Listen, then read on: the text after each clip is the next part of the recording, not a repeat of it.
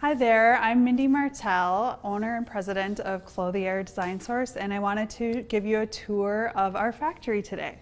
So if you could follow me. So up here is where we do a lot of the designing, and I'm going to be talking about more of that in just a moment. And over here I wanted to show some of the styles that we produce here. We do a lot of athletic wear, things like this with custom elastic. We do a lot of things with custom pockets and hidden pockets and different functional items. We also do sublimation printing, which we're going to be talking a little bit more about. And here's some more printing. We do a lot of things with special fabrics that wick and keep you warm and also cool you. And we do some special medical garments as well. Like this looks like an ordinary vest, but it actually is a vest for children with autism, and it has a bunch of hidden pockets in it for different weights. So like up here on the shoulder, you can see there's a pocket there where we can put in a weight that kind of helps calm a child down that may have autism. So we do a lot of things that are outdoor as well. Outdoor garments with heat seal taping. We do a lot of flat locking. We do baby clothes, things like this. This baby clothes has a special little grippy bottom and grippy knees for when they're crawling around. So as you can see, we do a lot of garments that are functional, a lot of stretch, and really innovative items with lots of special things going on. So now I want to show you a little bit more of the space up here. How we work when we work with a client is we have a 4-step process, and up here is where we're doing mostly step 1, and what that means is we're designing. So step 1 is where we meet with a potential client and we have a kickoff meeting and we discuss with you your product and everything that you want to do, all of your objectives, and we're helping start to plan what that product's going to look like. And that really is what step 1 is all about. Carrie, I wanted to talk to you about when a client comes to us for step 1 design, and one of the first things we do in the process is a kickoff meeting. Yeah. And since you're one of our head design managers, I was wondering if you could describe what that looks like for their first meeting. Sure. So when we do a kickoff meeting, it's our first introduction to the client. So we really want to get to know what their product is, why they're developing that product, and any of the work that they've done leading up to getting to us. So if they've done any research in the market, or if they've found some fabrics they like, or any inspiration samples they have, we really just kind of want to understand where they've been so that we can help them go to where they want to be in the future. We want to learn just what they like and what they don't like about what's on the market, what they want to change, why they want to improve maybe upon a product, or why they're creating something that doesn't exist. Just really getting to know the history of what they're doing. Okay. Yeah, and during that meeting, you're really going over the plan of how you're going to get the product all the way through production. Yep. And really going through the process of, it's that information gathering of, we want to know what you're thinking so we can really start to encompass your brand and create what you're thinking about. Yeah, so by the time a client gets to me and has a kickoff meeting, they've already gotten a quote, they've kind of had a step-by-step plan written for them. We want to make sure that we're covering that and that we're answering any questions they have about what they get for doing each of those steps. Got it. All right, cool. Thank you. Thanks. So after a kickoff meeting, during step 1, one of the next things we do is we start to design what we call design boards. So one particular client actually came to us with this idea, and I wanted to show this product today. This is the final product that we manufacture. This is actually a swim parka. So this is for athletic swimmers. In between when they have a swim race, and in between the races they come out of the pool and they're freezing and they need to warm up. So this is the product that we came up with for the swimmers to wear in between races. It has a lot of features that are directly related to swimming. It has warming pockets. It's got absorption and warming inside. It's got a little card here for putting your swim schedule on your arm so you can see when your next race is. It's got venting for, so you can dry. It also has a way to roll up, and you can roll it up with these snaps that are placed and place it in your gym bag when you're done.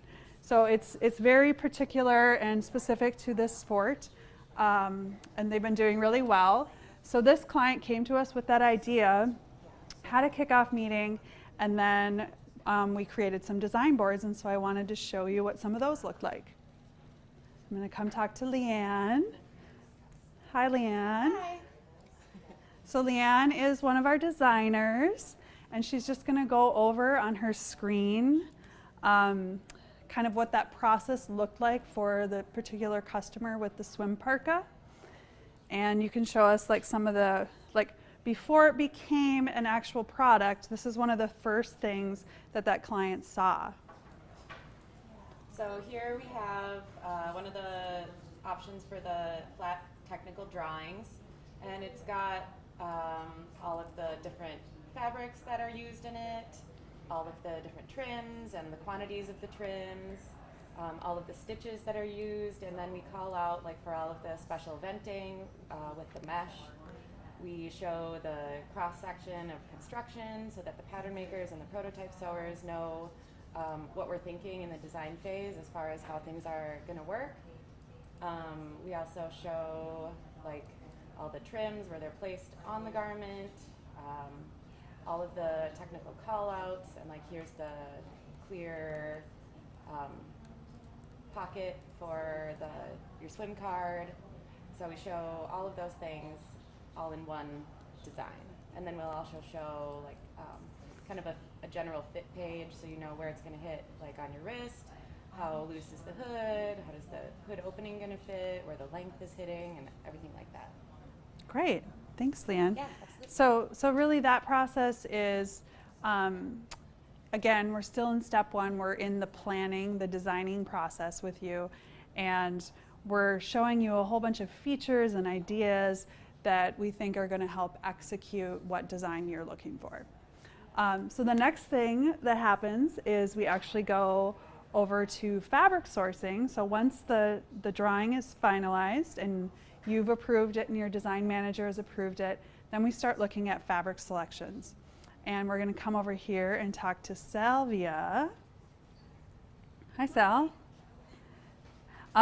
So for the swim parka in particular, so you get that drawing and then you understand what the client's objectives are, and what types of fabrics did you pull or did you start thinking of when it was time to create that swim parka? So I pulled a lot of technical fabrics for the swim parka.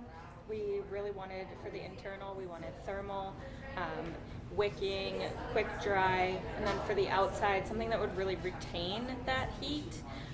So waterproof, windproof, just in case they do have to go outside and they are still wet underneath, they want to stay warm.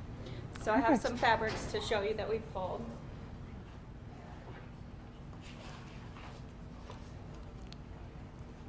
Great. So some of these are waterproof, windproof, kind of like the shell fabrics. Also some that we have pulled for her have fleece for warmth,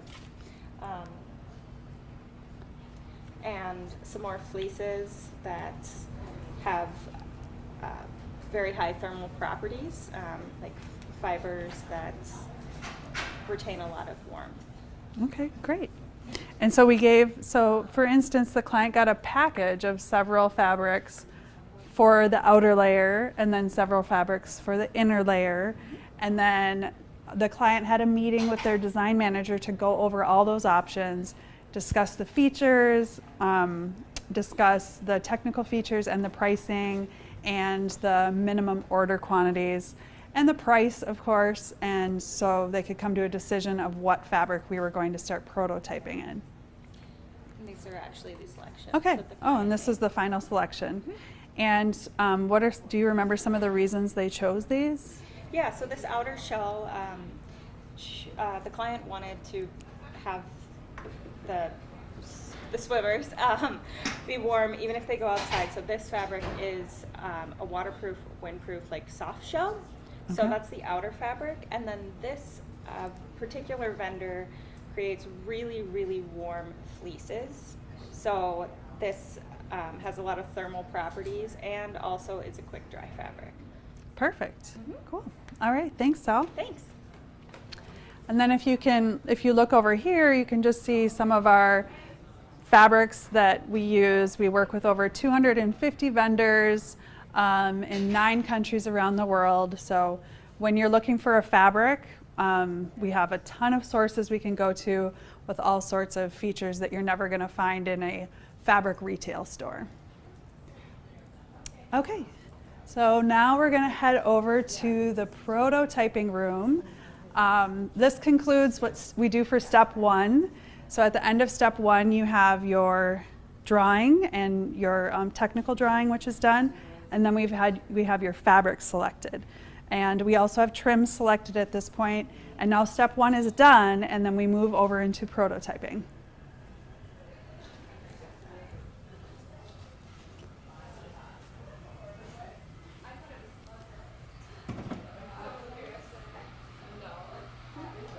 Hello.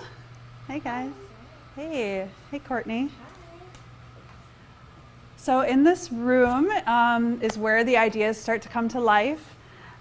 Courtney here is one of our pattern engineers, and I have her pulled up on the screen some patterns that we've done in the past. So after step 1 is done, then we move in here and we start creating the pattern, which is what you'll see on her left screen. And so here the pattern is the shapes of the garment that Courtney has created. For instance, this is a sleeve, this is a back, this is one of the fronts, and it's a zip front bike jersey, correct? Yep. So she's created all of those to the specifications for the client according to the drawing. And then we do have a way to start prototyping the garment in a virtual setting before we actually cut and sew. So if you could render that. So over here she's got the pattern pieces placed around an avatar that has been custom designed for the brand. So this brand is a brand for males, for male cyclists, very fit, more elite cyclist brand. So we were able to create an avatar that had a really fit physique, and the measurements we were using made sure that they fit the brand. And so we put in the properties of the fabric that were chosen into the computer, and then we virtually are sewing up the garment on that right-hand side. And so here you can see the garment has been rendered, it's been sewn up, and so we can see how it's gonna look in real life. And if you look under the arm here, you can even see there's some wrinkling. You know, that might be something that we would want to fix before we go into prototyping. And this gives us a chance to really shorten the timelines and start giving you a view of your product while we're waiting for the fabric to come in. And right here she has a tension map on the screen. Here we're showing where it's red, it's tight.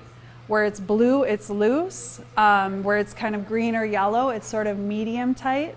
So we can see on this bike jersey, it's tight across the top, which actually makes sense for a bike jersey, because when they bend down, then it's gonna maybe loosen up when they're in riding position.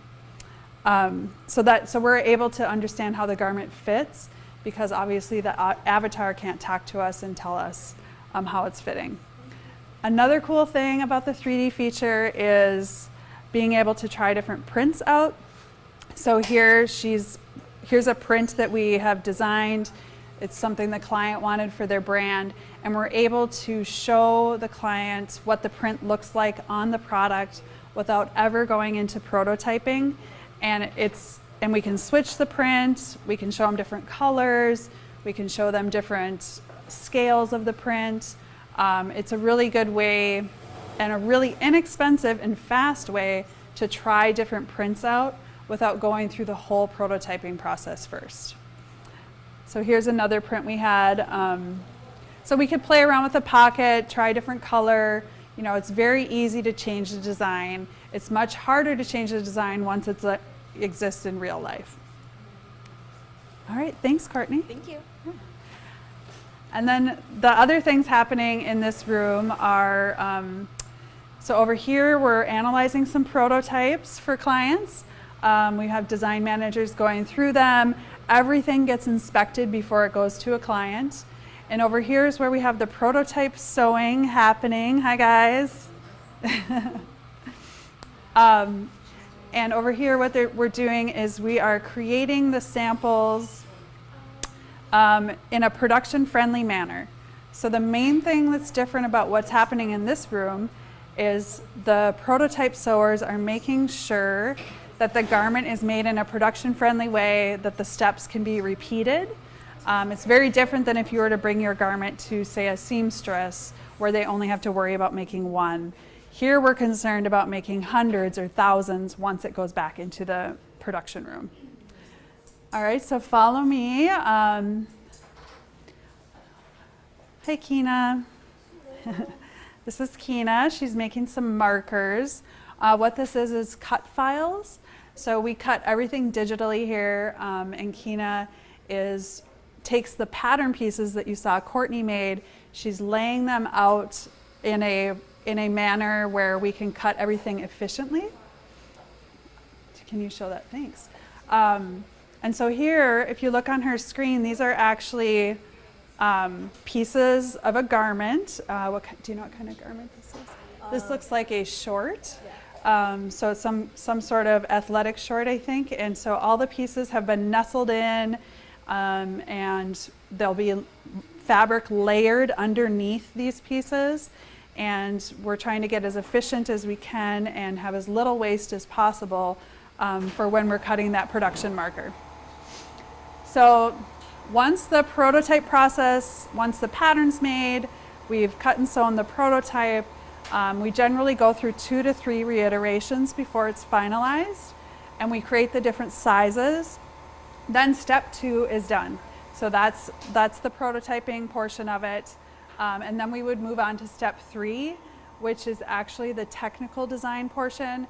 That's taking all of the information and putting it into a blueprint before heading into manufacturing, which I'm going to show you next.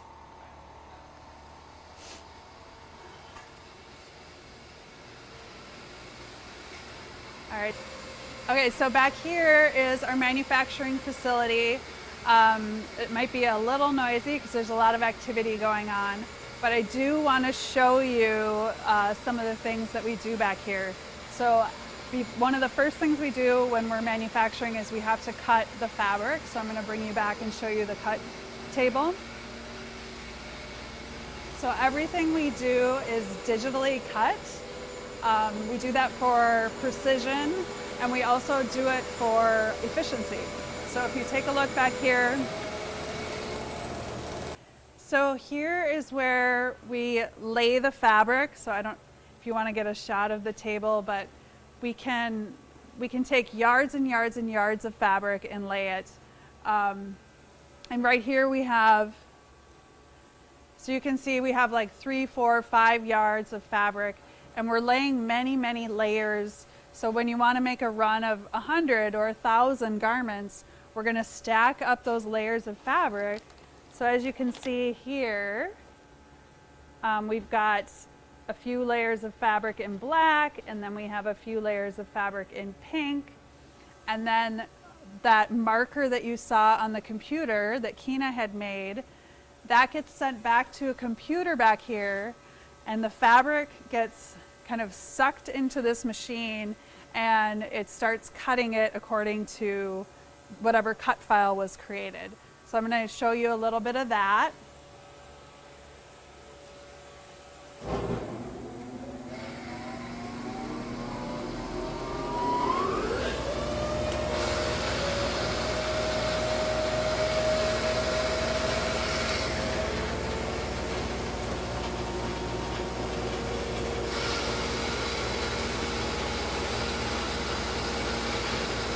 if you can hear me right now, what's happening is it's cutting out those pattern pieces. And I think, you know, below in this marker, we probably have around 20 to 30 layers of fabric that's being compressed with air. And so it's compressing it down, and then we're gonna have 100% accuracy on all of the pieces that we cut. We're gonna save on labor because we're doing it with the machine. And everything's gonna turn out better, and it's gonna be more cost effective. All right. So after, bring you this way. So after everything is cut, then it gets bundled. We place it with different trims. We do any pre-marking, sometimes snaps, things like that have to go in before it's sewn. And then we come back to our sewing facility. So here is where we're producing the different garments. We have several different kinds of machines. We've got machines such as a bar tacker, industrial bar tacker. We've got industrial buttonholers. We've got industrial button attachers. We've got over here a 12 needle. We have heat sealing machine for if anything needs to be waterproofed. So the thing about industrial equipment is it all does each machine does one activity or one type of stitch. So we end up having a lot of different kinds of machines to be able to do all the technical garments. We have flat locking machines, which is a very kind of unique machine. It's great for high stretch, no abrasion kind of stuff. We've got cover stitching. You can see here, Maricela is attaching a waistband. Hi, Maricela. She's attaching different waistbands. Thank you. And doing that in the round. And this is a very soft, custom-made waistband that we have for some special medical kind of underwear.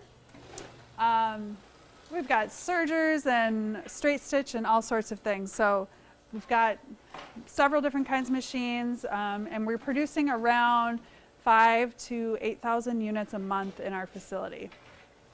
And so after the stitching is done, then it comes over here to quality control.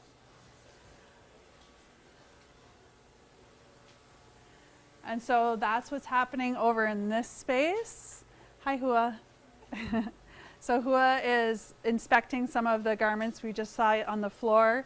She's checking them out against the specs, making sure everything was sewn correctly, everything is going to fit correctly, and everything's going to function correctly. And then she's going to pass them on into packaging, and then we will ship them out directly to your warehouse or directly to your customer. And that kind of completes the process. So that's the end of step 4. Okay, so one last thing I wanted to show you was our sublimation process. And what that is a printing process where we can really custom print anything you want on your garment, like anything at all. So as you can see on the table here, we have some garments that have been printed. This is actually a swimwear, like a cover-up swimwear line that we're working on. And on the table, we've got, these are actually sleeves that have been printed with a custom print. And you can see over here what he's pulling off the table is going to become the garment. So all the fabric starts white, gets printed, and so you as the consumer really never know that fabric was all white at one point. So that's what he's pulling off there, and how the process works is we start with the white fabric. We print on paper the different kind of prints that you're going to want on your garment. And then it goes through this machine over here, which is called a heat press. So the paper and the fabric go through the machine. What's on the paper gets transferred onto the fabric. The cool thing about sublimation printing, it will never fade. You can't feel it. Like if you were to close your eyes and touch the fabric, you can't feel the print. So that's the really cool thing about it. It doesn't have that plasticky kind of thing to it, and it's never going to wash out. So that's what's happening there, and then I'll show you what it looks like when it's getting printed. So in here is where we're printing some items. So on this printer here is how it all starts. So we create the print on the computer, and then this big machine here is printing out the designs on paper, and then that's what will get brought over to that heat press machine and get transferred on, cut, and then transferred to our back facility and sewn. So that's just another cool service that we can provide.